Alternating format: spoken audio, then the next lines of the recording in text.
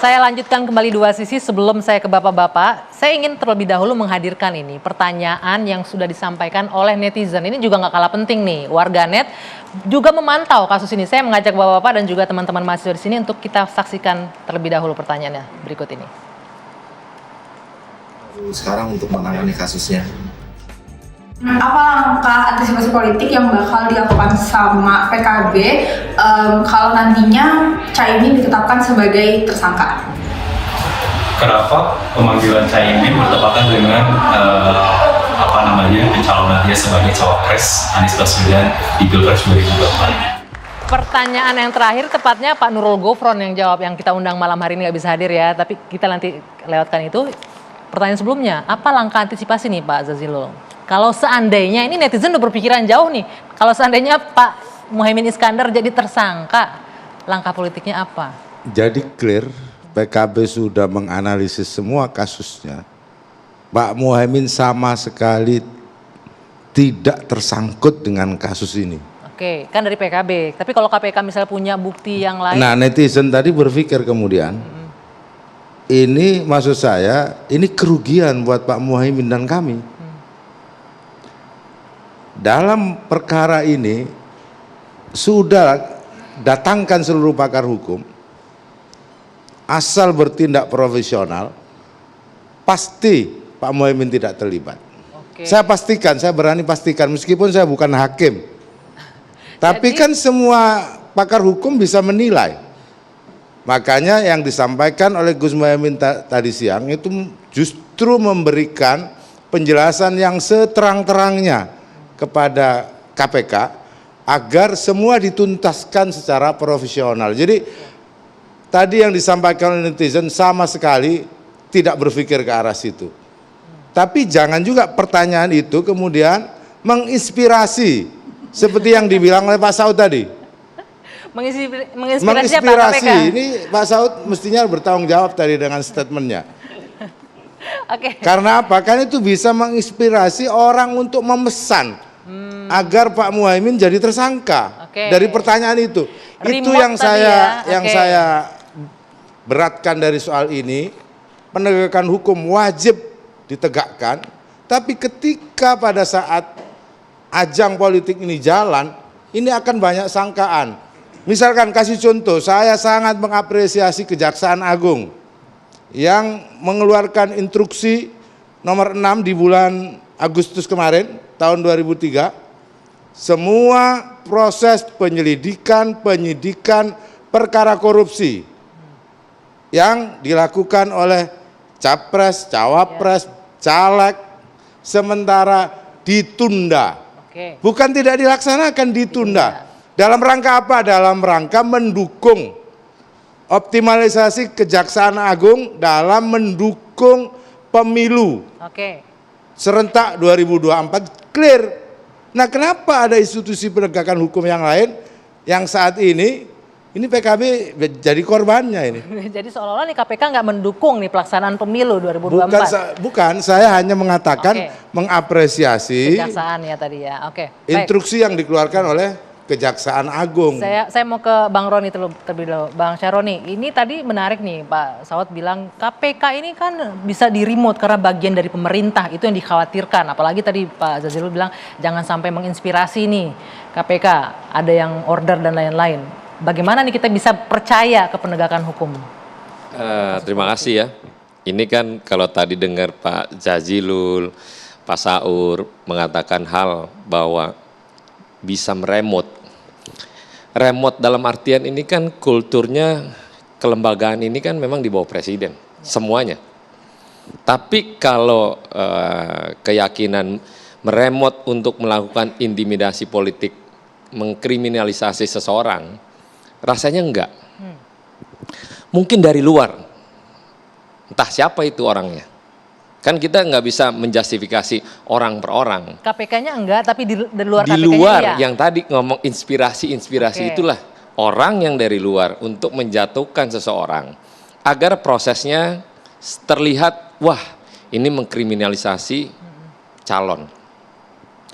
Pak Jazilul tadi juga menarik karena penegakan hukum harus profesional.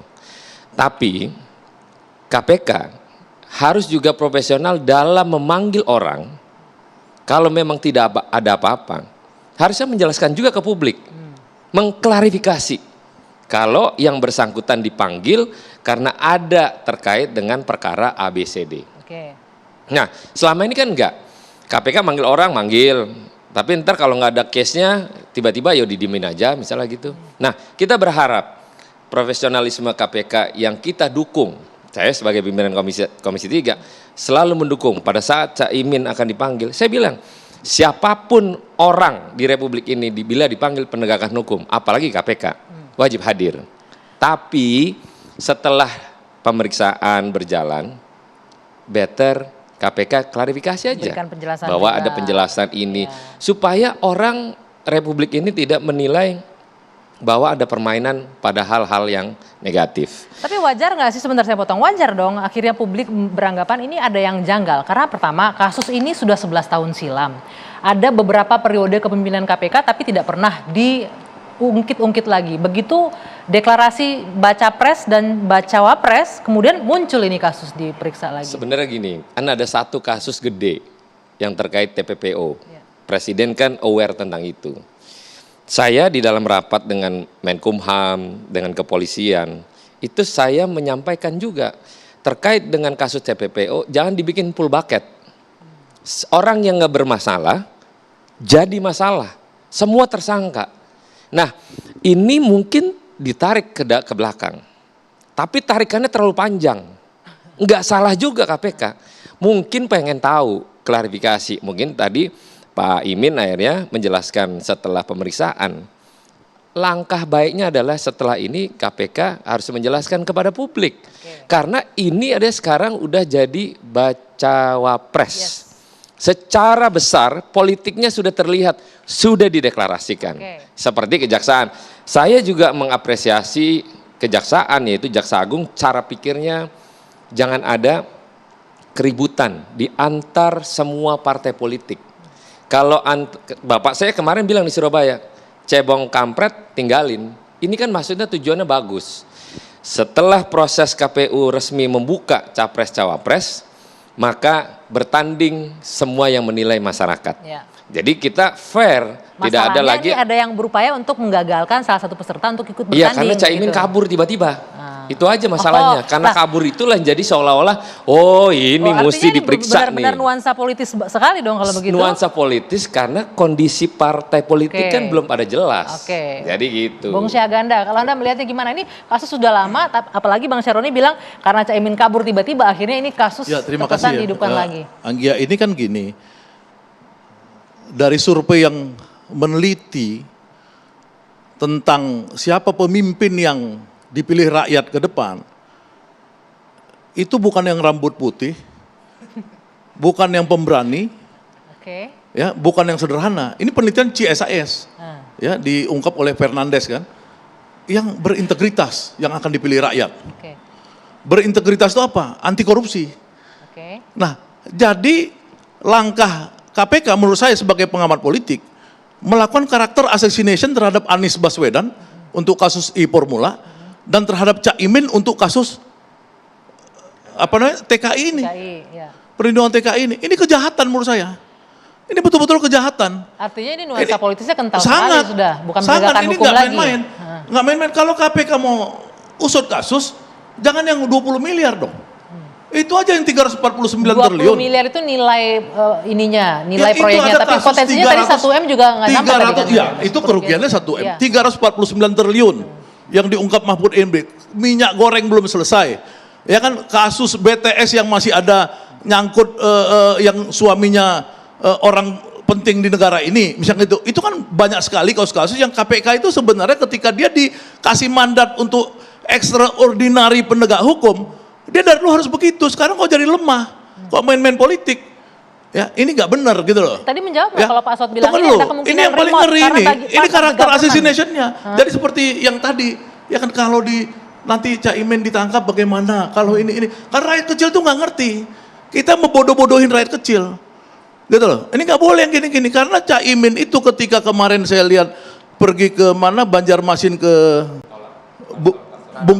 Tanah Laut, tiba-tiba bupatinya mengusir wakil ketua DPR. Itu kan menurut saya sinting dalam struktur negara. Dia harus datang nyambut secara luar biasa, itu wakil ketua DPR. Gitu-gitu. Gara-gara image yang terbentuk dengan kasus KPK ini, maka Caimin dipersekusi oleh dia. Tidak dikasih di panggung, kemudian mic-nya dimatiin, disuruh pulang, baru udah jalan 2 kilo, 2 jam ya kalau nggak salah. Maksud saya ginilah, saya ini ingin bilang, KPK ini berhenti berpolitik. Pertama, Ibu Mega sudah minta dibubarkan KPK ini, tanggal 21 Agustus. Kalau menurut saya KPK ini bagusnya moratorium dulu, seperti tadi Kejaksaan Agung. Kalau Bu Mega kan mintanya dibubarkan, saya lebih rendah dari itu, moratorium sampai habis pemilu. Itu. Bang Syagana sebentar, KPK berhentilah berpolitik gitu ya. Saya mau ke Pak Saud. Pak Saud, memang ada kemungkinan potensi KPK ini ikut dalam gerakan politik praktis. Walaupun tadi dia bilang kemungkinan di remote dan lain-lain. Sebagai orang yang pernah di dalam, pernah nggak ada indikasi-indikasi, oke tolong dong begini kasus ini apa segala macam? Iya. Mic-nya Pak. Kalau lihat dari situasi sekarang itu lebih memungkinkan. Kenapa lebih memungkinkan? Karena dia kan nggak independen lagi, dia sudah defendant kan, dia sudah tergantung. Kalau dulu agak berbeda, kalau katakanlah umpamanya ada case yang besar gitu, nggak bisa saya dipanggil kayak gitu aja kan.